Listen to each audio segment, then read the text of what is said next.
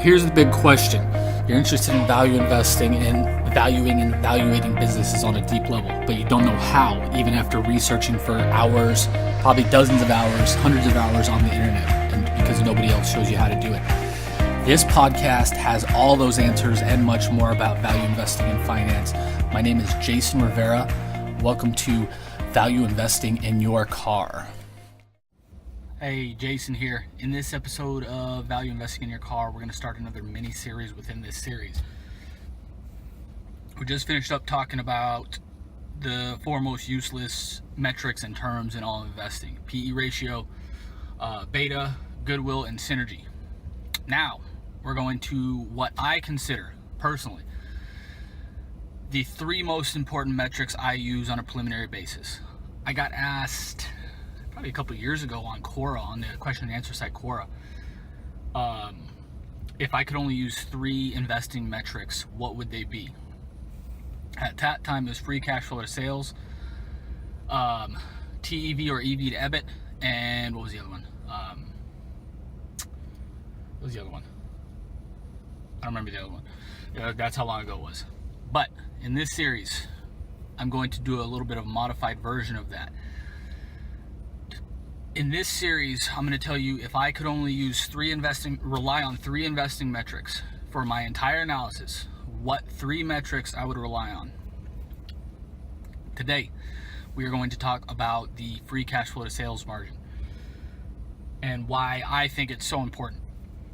So, free cash flow, you always hear the term if you've been in value investing or finance, business owner, entrepreneur, whatever. You've probably heard the term free cash flow or cash flow is king. It's true.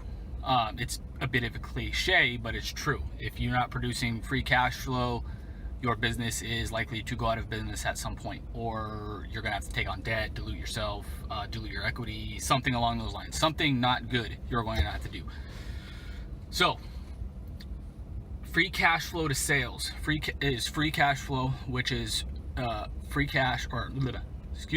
which is cash flow after capital expenditures, debt service, paying for operations, selling general administration costs, those kind of things. The sales part, it's FCF divided by sales is what the ratio is.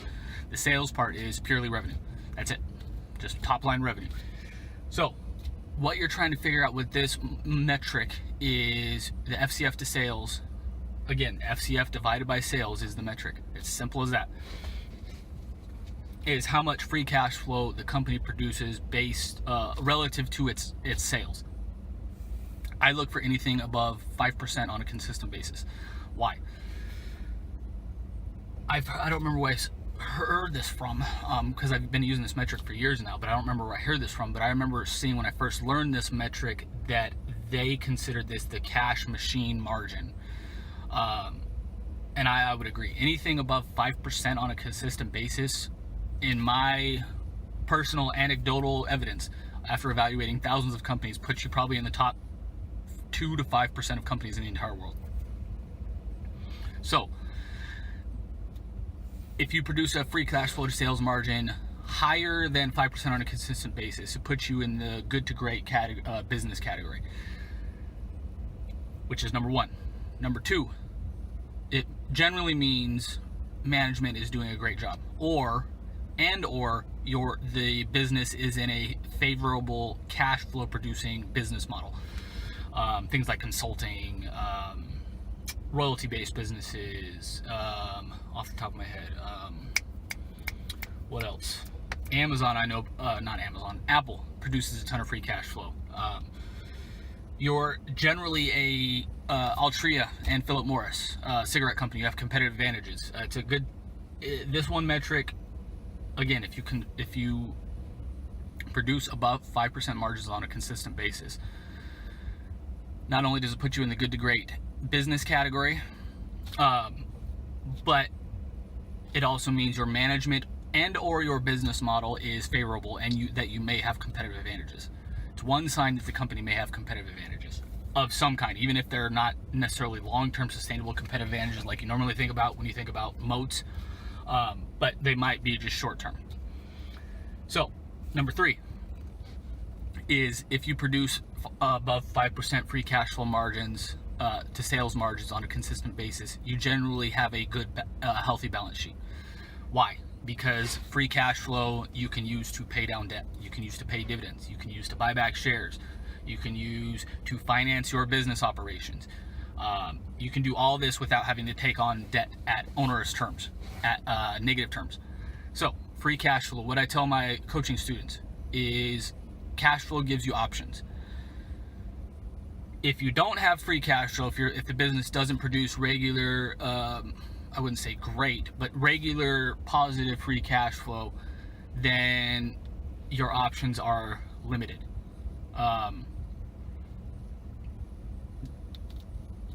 Because if something bad happens, you won't have the cash on hand in most cases to deal with those problems. You'll either have to take out debt, dilute shareholders, take out debt at unfavorable terms, dilute shareholders on unfavorable terms,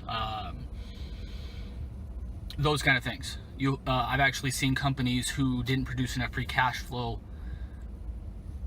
that to sustain their dividends, they had to take on additional debt just to sustain their dividends. I've seen companies that, to finance their planned buybacks, something went south after they planned their buybacks, and they had to take out debt at onerous terms just to continue to fulfill their commitment to, instead of making the hard decision and canceling the buyback, they made the ridiculous decision to take on debt at onerous terms to continue to finance their share buybacks, just so they wouldn't lose face in front of investors.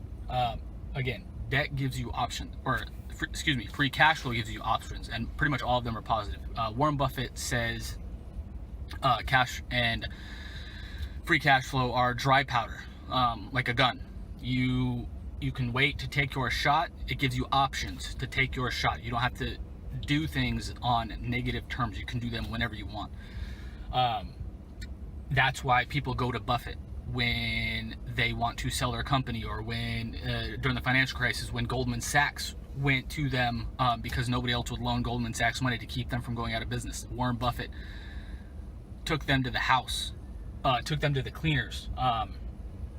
With that, it was like a 9% preferred dividend or something like that, plus a convertible part, if I remember correctly, on their just because he had so much cash. Again, debt, or I don't know why I keep saying that. Cash gives you options. It lets you do things other people cannot do. You can, if you have a ton of free cash flow, not only can you do share buybacks, dividends, and finance operations, those kind of normal things, you can fund acquisitions. You can fund more R&D. You can expand your product line. You can expand your marketing. Which would help expand your brand and those kind of things. Again, options. So this is metric number 1 I would rely on if there were only 3 metrics I could rely on when I was evaluating a company. Free cash flow to sales, for the reasons I outlaid there. Optionality, generally healthier companies, healthier balance sheets, management are generally pretty good, or you have competitive advantage, or both. Main thing is options, though. If you're a business owner like I am, if we don't produce enough free cash flow, I'm going to have to fire my team, which I don't want to. I've gotten very close to my team. I treat them like family. I don't want to do that. So my number 1 goal as kind of the CEO leader is to produce cash flow on a regular basis so we can continue running the business. So again, if you have any thoughts on free cash flow to sales, see if you have any questions, let me know in the comments below. The next 2 videos in this little mini series within the greater value investing in your car series will be about 2 other metrics that, if I could only rely on 3 metrics, again, if I could only rely on 3 metrics for my entire analysis, these 3 metrics. Number 1, we talked about today, free cash flow to sales.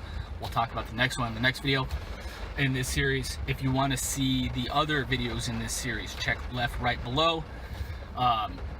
We've got a ton. I think this is episode 21, 22, somewhere around there, of value investing in your car. So we got a lot of episodes. We've got other playlists, case study playlists, value investing in finance education series. We've got a behind the scenes series where I talk about entrepreneurship and some frustrations and successes of entrepreneurship and building businesses and stuff like that.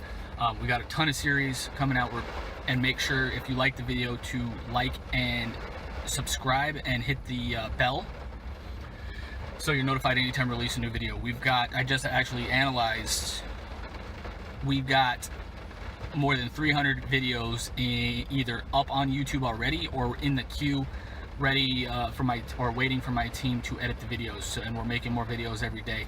So make sure you, again, like, share, subscribe, and hit the notification bell so you're notified anytime we release a new video.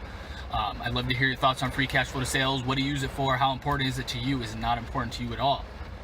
In the comments section below, I'd love to talk with you about this, and I'll see you in the next video. Thanks. Have a great day.